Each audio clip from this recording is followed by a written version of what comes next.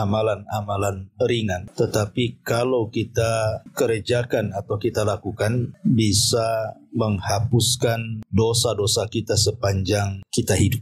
Allah Subhanahu wa ta'ala.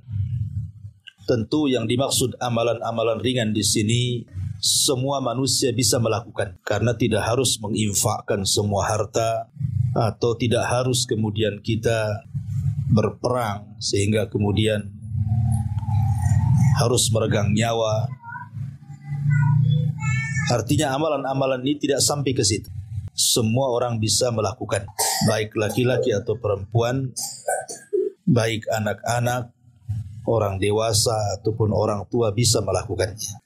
Tapi kita mulai dari satu ayat dalam surah Asy-Syura ayat 25. Allah Subhanahu wa taala mengatakan, wa huwal ladzi yaqbalu taubata an ibadi wa ya'fu anis sayyiati wa ya'lamu ma taf'alun.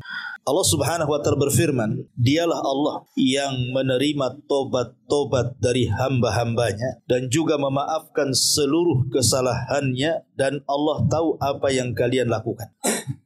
Di dalam ayat ini, ikhwatu fiddin yang dimuliakan Allah Subhanahu wa ta'ala, Allah Subhanahu wa ta'ala dengan kelembutannya dan dengan kasih sayangnya seolah-olah ingin mengatakan kepada kita, kalau seandainya di antara kalian, wahai hamba-hambaku, melakukan sebuah dosa, maka Allah Subhanahu wa ta'ala akan membukakan pintu selebar-lebarnya. Kapanpun kita menghadap kepada Allah untuk bertobat, maka Allah Subhanahu wa ta'ala membuka pintu tobatnya. Dan itu bentuk kasih sayang Allah Azza wa Jalla. Bahkan kasih sayang Allah Subhanahu wa ta'ala melebihi kasih sayang seorang ibu kepada anak.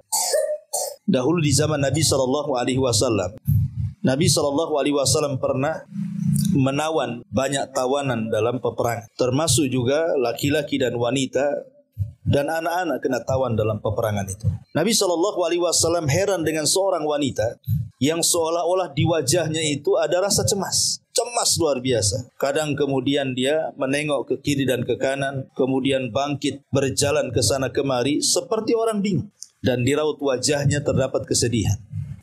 Rupanya setelah diperhatikan, wanita atau tawanan wanita itu kehilangan seorang bayi. Jadi dia mencari bayinya ke sana kemari, enggak ketemu. Sampai kalau seandainya ada seorang wanita yang menggendong bayi, maka dia akan datang kepada wanita yang menggendong bayi itu, dikhawatirkan itu bayi dia. Saking kehilangannya kepada seorang bayi. Tiba-tiba setelah dia lelah letih mencari bayinya, bahkan hampir putus asa, Allah Subhanahu wa ta'ala takdirkan ketemu pula bayi itu. Saking bahagianya, maka wanita itu memeluk bayi itu, menciumnya, kemudian langsung menyusuinya. Dengan penuh kasih sayang wanita itu memeluk erat bayinya. Kata Nabi SAW di hadapan para sahabat, bagaimana kalau seandainya di antara kalian, kata Rasul, mengumpulkan kayu bakar dan membakarnya. Setelah kemudian apinya menyala, kalian suruh wanita yang kehilangan bayi, yang baru saja ketemu bayinya, lemparkan bayimu ke dalam api itu. Maka sahabat mengatakan, ya Rasulullah, mustahil. Wanita itu sudah lama mencari bayinya, hampir putus asa. Setelah ketemu bayinya, tiba-tiba disuruhnya pula melempar bayi itu ke dalam api. Mustahil, tidak mungkin mau seorang ibu melemparkan bayinya ke dalam api, kata sahabat. Maka Nabi SAW mengatakan kepada para sahabatnya, Allah lebih sayang kepada hambanya dibandingkan wanita itu kepada bayinya. Allah lebih sayang kepada hambanya dibandingkan wanita yang kesana kemari mencari bayinya, kemudian setelah ketemu memeluknya, daripada ibu itu kepada bayinya. Makanya ada seorang ulama mengatakan, kalau nanti pada hari kiamat kemudian aku disuruh memilih siapa kira-kira yang akan menghisab, Allah ataukah ibu, maka dia mengatakan, demi Allah, aku lebih memilih Allah yang menghisabku dibandingkan ibuku yang menghisabku, katanya. Padahal mustahil ibu yang sayang dengan anaknya ketika menghisab anaknya, kan tidak mungkin juga memasukkan anaknya ke neraka. Kalau seorang ibu itu sayang dengan anak, tetapi Allah Subhanahu wa ta'ala jauh lebih sayang kepada kita dibandingkan ibu kita dengan kita. Karena Allah Subhanahu wa ta'ala itu adalah zat yang maha Ar-Rahman dan Rahim. Ma'asyiral muslimin yang dimuliakan Allah Subhanahu wa taala. Di dalam ayat yang lain dalam surah Az-Zumar ayat 53, Allah Subhanahu wa taala mengatakan, "Qul ya ibadiyalladzina asrafu ala anfusihim." Katakan, wahai hamba-hambaku yang mereka melampaui batas terhadap diri-diri mereka, la taqnatu min rahmatillah. Jangan pernah putus asa dari mengharap kasih sayang Allah Subhanahu wa taala. Innallaha yaghfiru dzunuba jami'a. Karena Allah itu menghapuskan seluruh dosa hamba-hambanya. Ma'asyiral muslimin yang dimuliakan Allah Subhanahu wa taala. Bentuk kasih sayang Allah Azza wa Jalla kepada kita adalah ketika kita melakukan sebuah dosa, Allah masih menutupi dosa kita.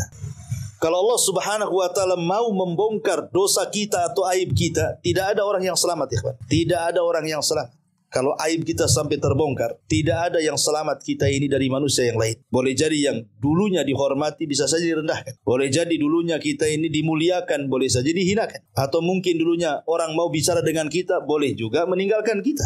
Kalau sampai aib kita ditampakkan Allah kepada orang lain. Siapa di antara kita yang tidak punya aib? Semua kita itu punya aib. Saya, Anda, siapapun. Boleh jadi kalau antum tahu aib saya, gak mungkin antum undang saya ke sini untuk ngaji. Saya dimuliakan antum dan diundang ke sini itu karena Allah masih menutup aib saya saja. Seperti Imam Ahmad ibn Hanbal ketika datang murid-muridnya sibuk mau membawakan barang-barangnya. Apa kata Imam Ahmad? Kalian menghormatiku itu karena kalian belum tahu dosaku. Kata. Kalau kalian tahu dosaku, tidak ada yang akan mengangkatkan barang. Justru kalian akan meletakkan pasir di atas kepalaku. Kata. Artinya ketika Allah Subhanahu wa taala menutupi aib-aib kita, itu bentuk sayang Allah kepada kita. Dan telak pada hari kiamat, kalau kita memang ditakdirkan Allah Subhanahu wa taala mendapatkan hisab yang mudah, apa kata Allah? Allah mengatakan, satartuka fid dunya wa ghafartu lakal yaum. Dulu di dunia, kata Allah, kututupi aibmu. Sekarang di akhirat ku ampuni dosamu. Nikmat mana lagi? Di dunia ditutup aibnya, di akhirat pula diampuni dosanya. Tidak ada nikmat yang lebih nikmat dibandingkan kita ditutup aib dan diampuni dosanya, kan? Ma'asyiral muslimin yang dimuliakan Allah Azza wa Jalla. Karena Allah itu kalau sudah mengampuni kita, maka Allah pasti akan menghilangkan pengaruh-pengaruh dosanya. Sehingga kita betul-betul menghadap Allah itu tanpa dosa. Lah ada amalan-amalan yang ringan, seringan-ringannya. Semua orang bisa melakukan. Tapi pengaruhnya luar biasa di dalam menggempur dosa. Apa saja itu amalan-amalan ringan? Yang pertama, langsung saja, isbagh al-wudu. Menyempurnakan wudu. Menyempurnakan wudu itu amalan ringan, ikhwatu fiddin. Nabi SAW bersabda dalam sebuah hadis, kata Nabi SAW, maukah kuhabarkan kepada kalian ala ma yamhullahu bihil khataya, sesuatu yang bisa menghapuskan dosa-dosa kalian, wa yarfa'u biha darajat, bukan hanya menghapus dosa, Allah angkat derajat kita. Karena sorga itu kan sifatnya darajat, bertingkat-tingkat. Makin tinggi sorga itu makin indah, makin tinggi makin indah, makin tinggi makin luar biasa keindahannya. Itulah sorga. Lah dengan amalan yang sangat ringan ini bukan hanya dihapuskan dosa, Allah angkat derajat kita di sorga lagi. Subhanallah. Wa yarfa'u biha darajat.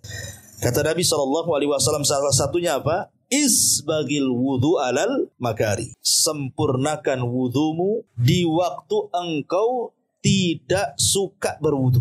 Boleh jadi mungkin antum lagi demam, kan itu ya. Mau megang air itu kayaknya gimana gitu ya. Atau subuh-subuh dingin-dingin gitu ya. Mau megang air itu kayaknya udah dingin pula air itu. Tetapi kalau kita mau menyempurnakan wudu seperti biasa, walaupun agak demam, walaupun cuaca dingin, tetap kita berwudu, maka itu penyebab amalan yang bisa menghapuskan banyak dosa. Bukan hanya menghapuskan banyak dosa, diangkat pula derajat kita. Makanya jangan pernah meremehkan ibadah wudu. Karena setiap basuhan pada anggota wudu kita ini, itu bisa menggugurkan dosa. Jadi kalau kita ini ambil air nih, kan wudu, baca basmalah kemudian mencuci tangan 3 kali. Berarti menggugurkan dosa di tangan kita. Kemudian mulai kita berkumur-kumur, maka menggugurkan dosa lisan kita. Kemudian mulai membasuh wajah, maka menghapuskan dosa-dosa di wajah kita. Kemudian mulai membasuh tangan kita, menghapuskan dosa-dosa di tangan kita. Kemudian di kepala sampai ke kaki. Lihat, pengaruh wudu ini bisa menggugurkan dosa dengan air wudu itu. Maka jangan pernah kemudian meremehkan ibadah wudu. Maksudnya jangan berwudu asal-asalan. gitu ya. Karena banyak orang wudu itu asal-asalan. Ya, yang penting selesai gitu. Kadang-kadang salah pula dia. Dan yang banyak kasus berwudu salah itu ketika membasuh kaki. Kadang-kadang tidak dicuci, diseblok bahasa kitanya. Kan itu ya. Ambil gayung diseblok gitu saja. Bukan mencuci kaki itu cuci. Allah yang mengatakan cucilah kaki kalian. Dan cuci itu harus ada gosokan. Kalau diseblok itu bukan mencuci namanya. Cuci itu ya diambil kakinya, digosok-gosok tangan. Nah, itulah mencuci artinya. Karena Nabi SAW mengatakan wailun lil aqabi minanar. Celaka bagi tumit-tumit yang tidak tersentuh air wudu. Wail bagi mereka, neraka wel. Ya. Ini yang pertama, amalan ringan, wudu. Kemudian yang kedua, yang lebih ringan lagi adalah al-masyu minal baiti ilal masjid. Mutawadhi'an. Setelah berwudu, ketika datang waktu sholat, antum langkahkan kaki ke masjid. Bagi laki-laki tentu.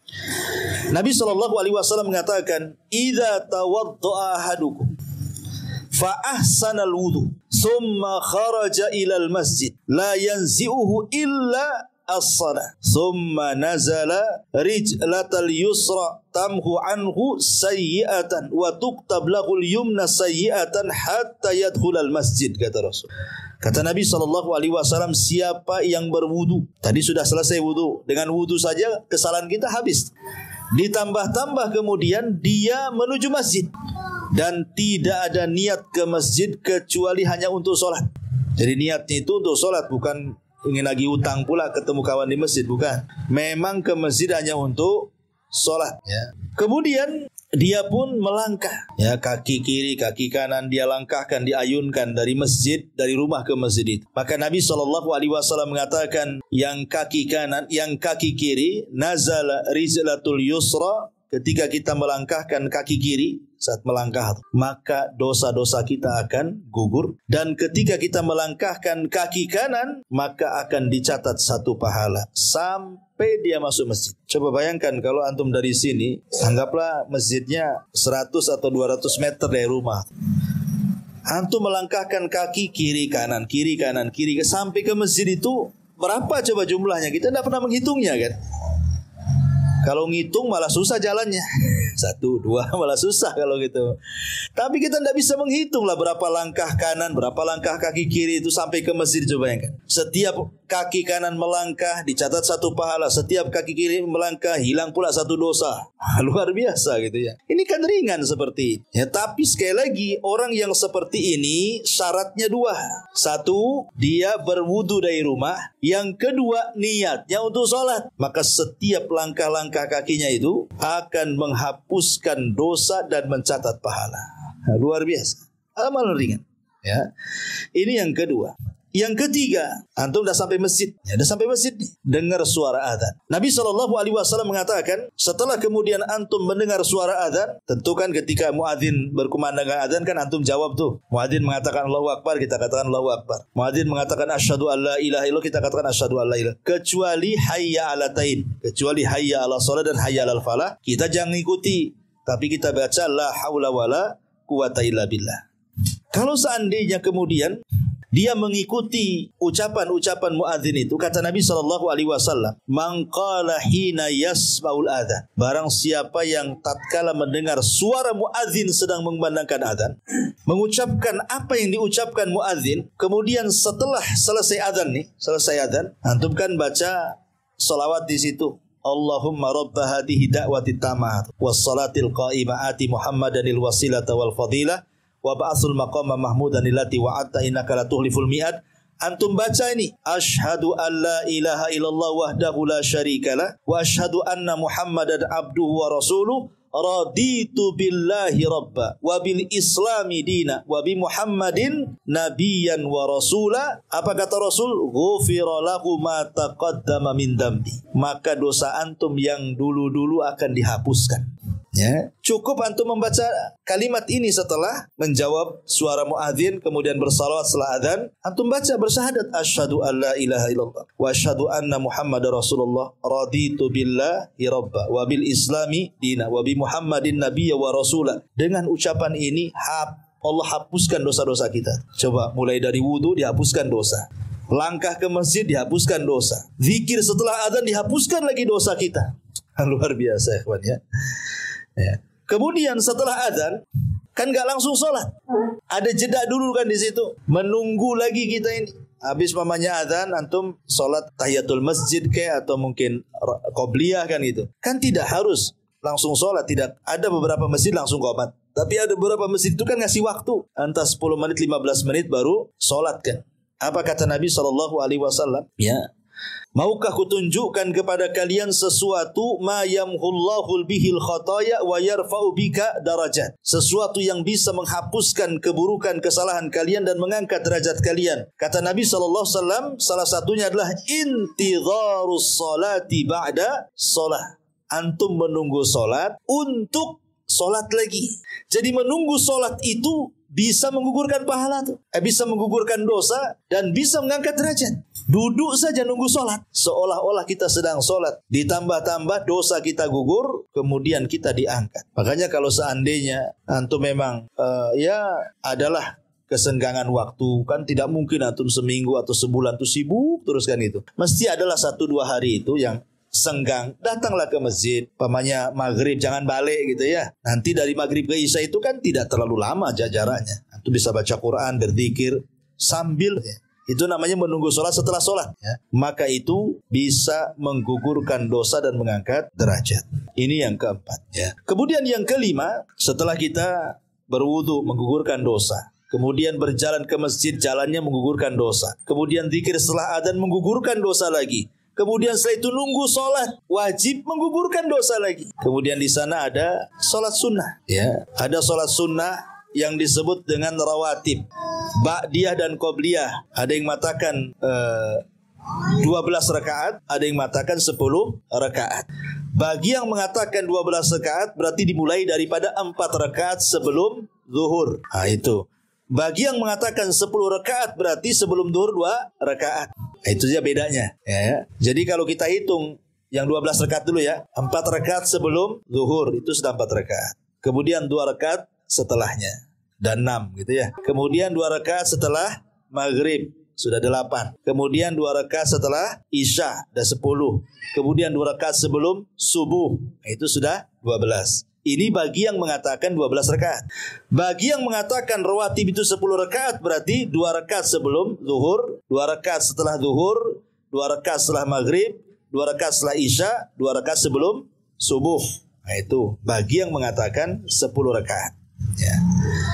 Nah Nabi SAW ketika menyebutkan sholat sunnah rawatib, kata Rasul, man shalla qabla zuhri arba'an wa ba'da zuhri arba'an harramallahu basyaratahu 'alan nar. Siapa yang sholat 4 rakaat sebelum zuhur ditambah 4 rakaat setelahnya, maka Allah haramkan neraka pada dia.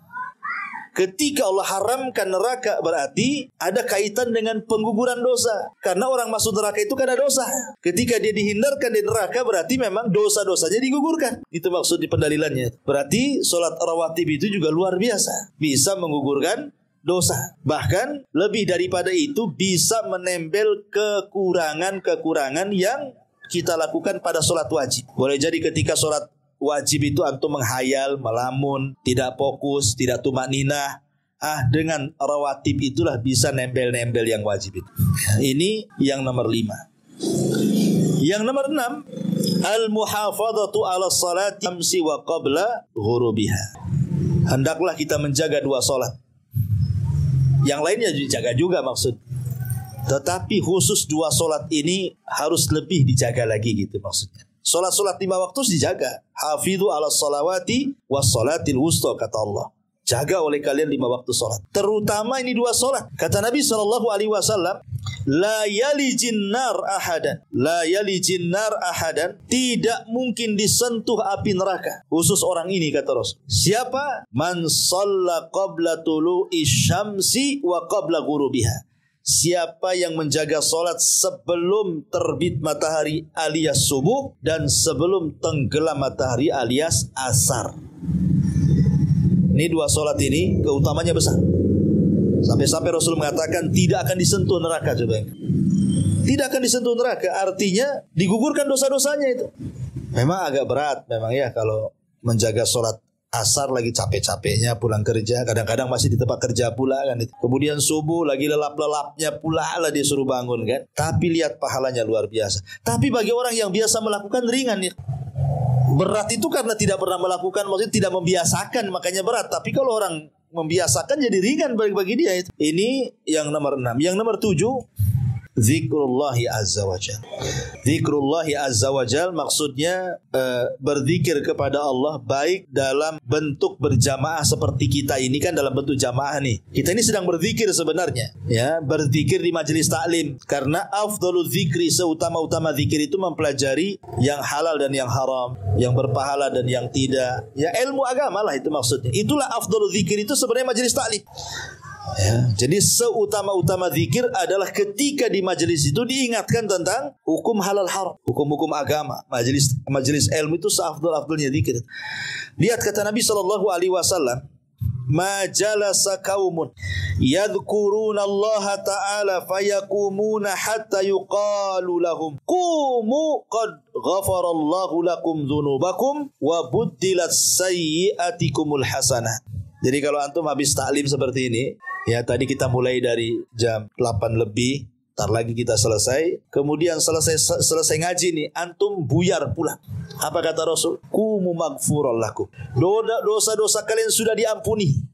Pulanglah kalian, kata Rasul. Cukup sampai di situ? Tidak. Kata Nabi SAW, keburukan yang kalian bawa tadi sebelum kalian ngaji di sini sudah diganti dengan kebaikan, kata. Luar biasa. Hanya duduk di majelis taklim, coba bayangkan. Dosa kita hilang, kemudian keburukan kita diganti dengan kebaikan. Luar biasa. Hanya duduk saja. Itu pun kan malas itu. Orang mau ngaji itu kalau tidak ada mood yang kuat itu tidak akan datang ke pengajian. Coba kalau tetangga buat konser dangdut, nggak diundang pun datang. Paling depan pula pakai peci, malu-maluin aja dia. Gitu kan ya. Kadang-kadang kan aneh gitu. Kalau padahal ini jelas undangan Allah, itu undangan makhluk loh ya. Ngaji kan undangan Allah, bukan undangan panitia pengajian, tidak. Hakikatnya ngaji itu Allah yang undang sebenarnya. Nah, lihat bagaimana fadilah orang duduk di majelis taklim. Gimana Ustaz yang ngantuk-ngantuk? Insya Allah yang ngantuk-ngantuk diampuni juga. Penting jangan tidur ngorok. Nanti ditinggalkan sendirian dia di sini. Besok baru bangun. Tapi ini yang nomor 7. Yang nomor 8. Ya. At-tasahul ma'al khalqi wal layyin wal musamah. Ya, ketika antum kita urut dari awal kan tadi. Itu berwudu menghapuskan dosa. Kemudian berjalan ke masjid menghapuskan dosa. Sampai di masjid dengar azan kemudian membaca asyhadu alla ilaha illallah wa asyhadu anna muhammadar rasulullah raditu billahi rabba wa bil islami dina wa bi muhammadin nabiyya wa rasula. Dosa dia sudah gugur lagi. Kemudian duduk antum nunggulah tegak salat 5 waktu, salat wajib itu. Dihapuskan lagi dosanya. Kemudian di situ ada rawatib, dihapuskan lagi dosanya. Kemudian setelah antum sholat wajib, kemudian ada majelis taklim, duduk pula antum di masjid itu melakukan taklim, pulang dihapuskan pula dosanya ya. Kemudian ketemu kawan-kawan di masjid itu, kita orangnya baik, supel, mudah, enak gitu ya bahasa kitanya ya, tidak kaku gitu. Kata Nabi SAW, man kana sahlan hayyinan layyinan harramahullahu 'alan nar. Maka siapa yang memiliki akhlak mudah, lembut, ya, pokoknya mudah sama orang, enak, supel bahasa kitanya, maka Allah haramkan darinya neraka. Ya, maka biasakan bersikap supel. Karena kadang-kadang nih ada ikhwan-ikhwan tuh dulu sebelum ngaji, sama orang baik, negor, senyum ini. Sudah ngaji, jangan lagi negor, senyum pun tidak. Ini gimana? Siapa ustadznya? Abu Mero. Wah, Abu Mero kena nih. Kacau, mana ada Abu Mero ngajari kayak gitu itu. Kita suruh senyum. Ya ketemu orang nyapa. Ya ini gimana ceritanya? Harusnya habis ngaji makin lembutlah sama orang. Mau sebelum ngaji masih awam kok dia bisa baik sama orang. Setelah ngaji pula gak baik pula sama orang. Lah orang yang muda, kata Nabi SAW, yang sahlan hayyinan layyinan, itu diharamkan neraka pada dia. Kemudian mudah bagi orang itu sudah diampuni juga dosanya, dijauhkan neraka. Kemudian ketika kita ini berkomunikasi dengan orang, kita menjaga lisan kita ini, tidak membongkar aib orang dan berusaha menutup aib orang. Kemudian juga memberikan arahan kepada orang yang sedang gibah, jangan gibah dan begitu seterusnya. Berusaha dia menutupi aib orang. Maka Nabi SAW mengatakan, man dabba'an irdi akhihi bil ghibati kana haqqan 'ala Allah an yu'tiqahu minan nar. Siapa yang membela kehormatan saudaranya, kita tidak menjelek-jelekan atau kita melarang orang lain menjelek-jelekan, ya, maka dia berhak mendapatkan hadiah dari Allah, di mana Allah akan memerdekakan ia dari api neraka. Ya, jadi kalau sudah ke masjid, udah ada majelis taklim, kemudian orangnya enak, kemudian lisannya kita jaga tidak menyakiti orang, menyakiti saudara kita, atau kita menasihati orang yang menyakiti saudaranya, maka Allah hadiahkan apa? Haqqan 'ala Allah, kewajiban bagi Allah, an yu'tiqahu minan nar. Maka orang ini akan dimerdekakan dari api neraka. Ya. Kemudian ma'asyiral muslimin yang dimuliakan Allah Azza wa Jalla, kalau seandainya mungkin di masjid atau kawan-kawan dengar pula, mana si Anu tuh kok nggak ada, sakit Pak katanya. Kemudian antum katakan, oh kalau gitu kita berkunjung, ajak berkunjung, ya kan? Maka kalau kita mengunjungi orang sakit, ma'asyiral muslimin yang dimuliakan Allah Azza wa Jalla, maka malaikat di belakang itu akan mendoakan ampunan kepada kita selama kita berjalan ke orang sakit itu. Ya Allah ampuni orang ini, ya Allah ampuni orang ini, ya Allah ampuni orang ini. Bayangkan, ya. Muamalah sehari-hari. Kemudian setelah antum datang ke orang sakit, rupanya orang sakit ini orang kaya, walaupun sakit disuruhnya kita makan Pak di rumahnya. Gitu ya. Antum bawa orang sakit, bawa pisang, pulang pula bawa salak. Berarti baik orang sakitnya ini kan. Ya sebenarnya ngasih salak itu salak dari orang juga gitu. Ditukar saja. Tapi kalau seandainya antum disuruh makan di situ kan, kemudian antum setelah makan baca alhamdulillah, itu saja sudah penyebab dosa kita diampuni. Kata Nabi, man akala ta'aman summa qala alhamdulillahilladzi at'amani hadha ta'am wa razaqani min ghairi haulin minni wala quwwah ghufira lahu ma taqaddama min dambi. Siapa yang setelah makan dia mengucapkan alhamdulillah, zat yang telah memberi makan kepadaku dengan makanan ini dan telah memberikan rizki kepadaku tanpa susah payah dan tanpa daya dan kekuatan kecuali milik Allah, maka dihapusi dosa-dosanya. Apa kata Nabi? Ma taqaddama min dambi wa ma ta'akhir. Bayangkan, dosa yang berlalu dan yang akan datang lagi, coba bayangkan. Kan enak tuh, itu kan ini ringan-ringan nih amalan ini. Sangat ringan sekali, coba bayangkan. Hanya sekedar membaca habis makan alhamdulillah itu aja sudah diampuni dosa-dosanya. Ya. Ma'asyiral muslimin yang dimuliakan Allah Subhanahu wa taala. Ya, kemudian kalau seandainya lebih daripada itu, antum pulang ke rumah diuji pula oleh Allah. Diuji kesabaran antum, entah anak-anak, entah istri, entah kesehatan, entah ekonomi. Pokoknya diujilah, kemudian antum sabar, maka ujian itu juga bisa menggugurkan dosa kalau kita sabar menghadapinya. Kata Nabi SAW, ma min musibatin tusibul muslim illa kafarallahu biha anhu hatta syaukata yushak. Kata Nabi SAW, tidaklah seorang muslim ditimpa musibah kecuali Allah akan hapuskan kesalahannya sampai pun duri yang menancap di kaki.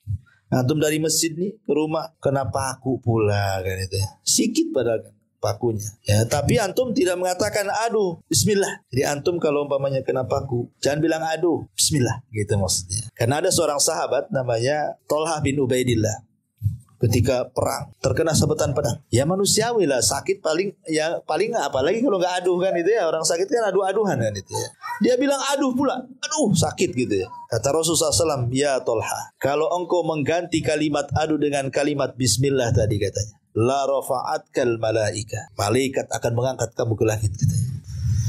Ya, jadi biasakan kalau kita kena duri kaget, ya latahnya itu bismillah gitu maksudnya. Jangan kaget latahnya lain pula yang diucapkan. Itu kan ada orang yang kalau kaget latahnya macam-macam itu. Masya Allah, kadang-kadang ngomong enggak itu. Karena yang jorok-jorok pula dia ngomong tuh kalau dia latah.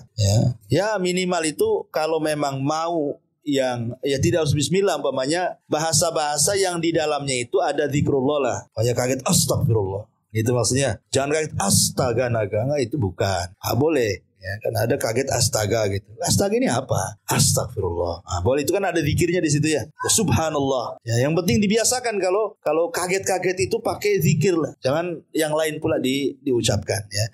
Nah, inilah di antara amalan-amalan ringan ikhwatu fiddin yang keseharian kita mulai dari rumah loh ya. Dari rumah ke masjid, pulang lagi ke rumah, dosa kita sudah diampuni sepanjang hayat coba.